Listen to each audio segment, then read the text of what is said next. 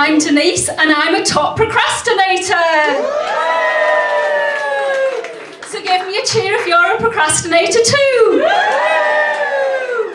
So I've pretty much been a procrastinator all my life, and I take things to extreme, and I really mean extreme, so just prepare yourselves. So picture this, teenager in the 1970s, didn't want to go to school. We've all been there, haven't we? Yeah, we've all been there. So me and my sister going to school one day, walking along, and I just say, I've got French today and I don't get on with a French teacher. I really don't feel like going in. I think I might just break my arm.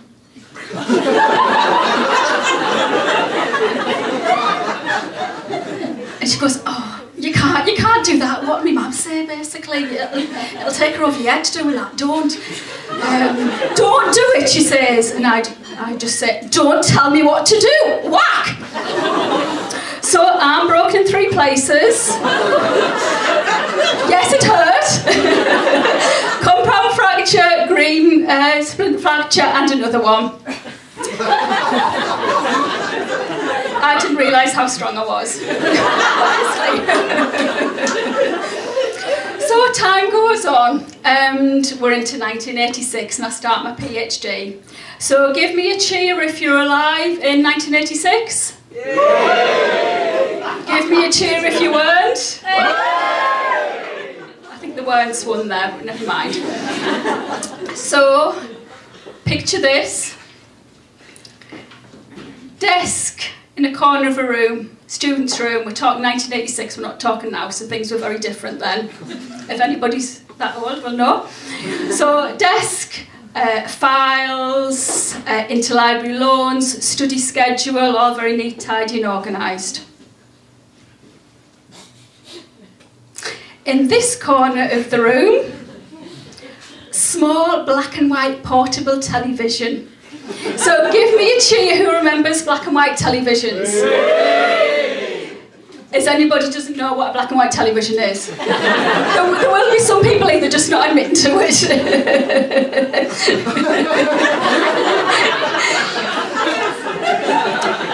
So instead of being over here, I was over here.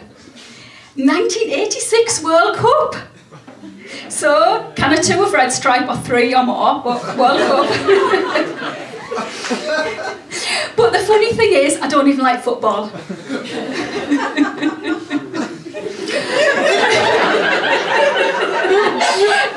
I know more about the 1986 World Cup than I do about human ecology. So time goes on and I train to be a teacher. Still procrastinating and still taking things to extreme, so it gets worse. If you think I broke my arm earlier, see what's coming. You can guess probably what's coming. So this one particular morning, Monday morning, I'm stood at the top of the stairs at home. You're ahead of me, I'm glad.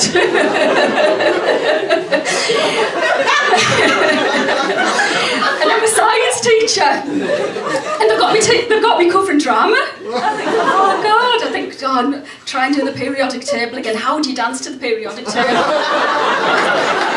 Luckily there was good dancers in the class, so that got me, would normally get me through. So I'm stood at the top of the stairs and I'm thinking, well, do I?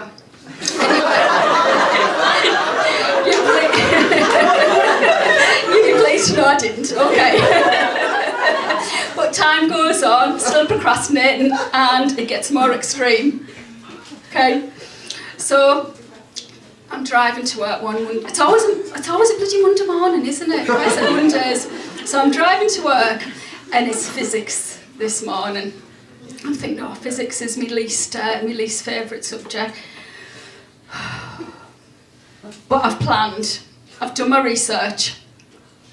There's a tree coming up.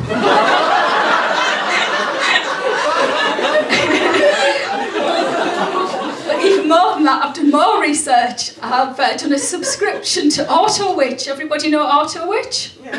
The older ones will, the younger ones won't. So they have reports for crash, you know, car crash reports kind of thing. So safe as cars, to buy. So, top of the list, things like, these are examples, don't want to do advertising. Volvos, BMWs, so they're at the top. Then there's the cars at the bottom. So I've chosen one of the ones at the bottom. So I'm driving along, getting closer to the tree. The earmarked tree. Then I remember, oh, it's half term next week and I've got an all-inclusive in Lanzarote. So it's either an all-inclusive in Lanzarote or an all-inclusive in hospital. So just keep going, and crash the car another time.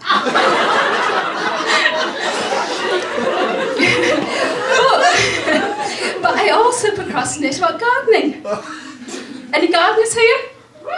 Yay, yay. So, diligently listen to gardeners' question time. Listen being the operative word. So, picture this. It's early spring. Daffodils, small little yellow flowers, weeds. Putting off doing the garden. So I know what I'll do. I'll just pull the blind down. So pull the blind down, that sorts that. But I need to look out. So. The neighbours think I'm spying on them. And you get an antisocial behaviour order for anything these days. So summer, garden in full flow. Fecund. No, I didn't swear, promise. And roses. Somebody's caught up having a there, well done, that person. Rose petals, garden's looking lovely. I'm still going to put it off. Right, off to Waitrose. 3 big plant pots. They do lovely plant pots in my Waitrose. So buy the plant pots, put them in the window. Pull the blind up a bit. It's because I've been missing out my vitamin D, so I thought better get a bit of sunlight. And still peek out the window, still spy on the neighbours. So time goes on, seasons roll on, and we're now into autumn. The garden is completely overgrown. It's taken over my garden and it's heading into both sides, basically, next door neighbours. There's buddleia everywhere, there's nettles everywhere, there's butterflies, there's bees. I did the big butterfly survey and I got the top score in the North East region, yay! So I got a certificate, so I can look out the window and look at my certificate, avoid the gardening, lovely certificate. So when friends come round, I go, oh, look at me lovely wildlife garden, I'm doing really well. So I can either deceive myself or I can turn something into a positive. But what if it's not about anything of that? What if everything is just a choice? It's a choice to do something or not do something. And what if there's no right or wrong? It's just a choice. And what if we just stop judging ourselves and stop beating ourselves up? And I used to beat myself up. But I digress. It's my PhD deadline tomorrow.